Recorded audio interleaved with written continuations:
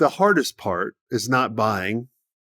The hardest part is integration and then scaling. So how did you guys do that?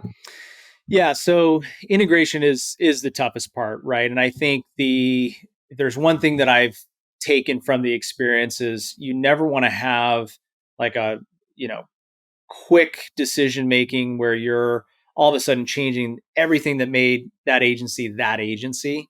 You want to embrace that and you don't want to make quick shifts. There's a lot of things that can take place over a period of time. So I think there's kind of this mindset that if you acquire a company, you can just quickly roll them into what you're doing, your systems and processes, your org chart, your everything. I don't think that's the case in a professional services business. You're dealing with people, right? So I think what you have to really look at when you're doing an integration is, how long is this going to take? We get down so granular to like, let's look at your A players. Who are the people we want to keep? We want to grow. Let's look at your clients. Which ones are maybe in the red? They're volatile. We've got to be a little bit more touch and go. And then maybe there's some that are going to see this as a huge win because there's more capabilities. So you've got to really take in, everything into account as you're doing an integration. And so we've typically seen the timeline being anywhere kind of on a smaller agency as little as 3 to 6 months. And then for a larger agency, which is the one that we actually just acquired in June, which was our largest, I anticipate all said and done, that's going to be a year, if not more, to fully integrate.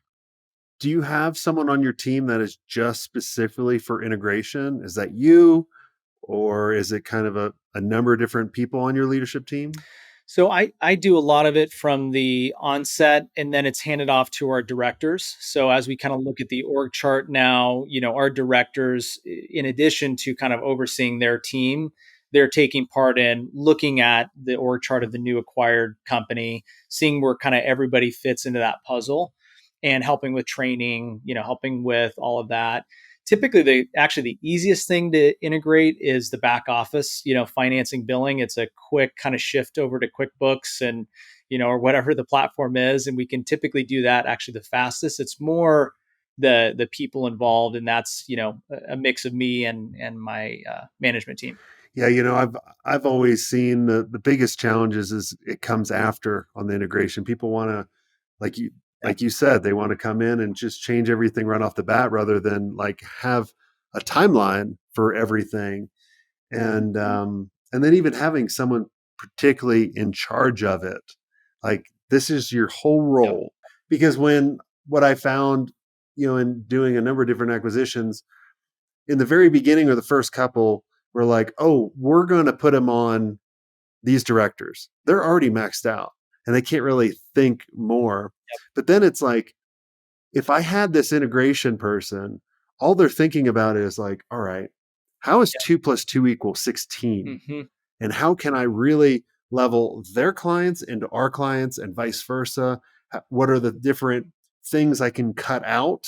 Like you were saying, like if they had finance and you have a great finance, like boom, that team's gone.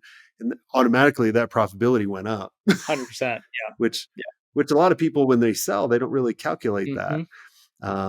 You'd be like, no, that department's going away. So take that profitability out, because I guarantee you they're already thinking that. 100%.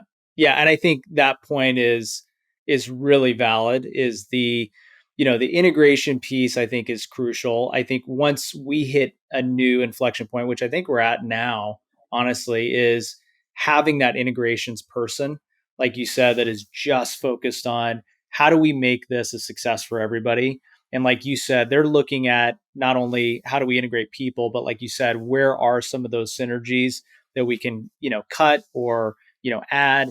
And so I think that is a valuable part. And again, that's if you're going the route of M&A as a part of the strategy, I think that person becomes, can be really valuable. So that's a great point. I hope you enjoyed this content. If you want more content like this, make sure you click on the link on the screen or check out your most popular podcast platform where the full episode is there. And until next time, have a Swenk day. What are you doing? Go check it out. Click on the link. I'll see you soon.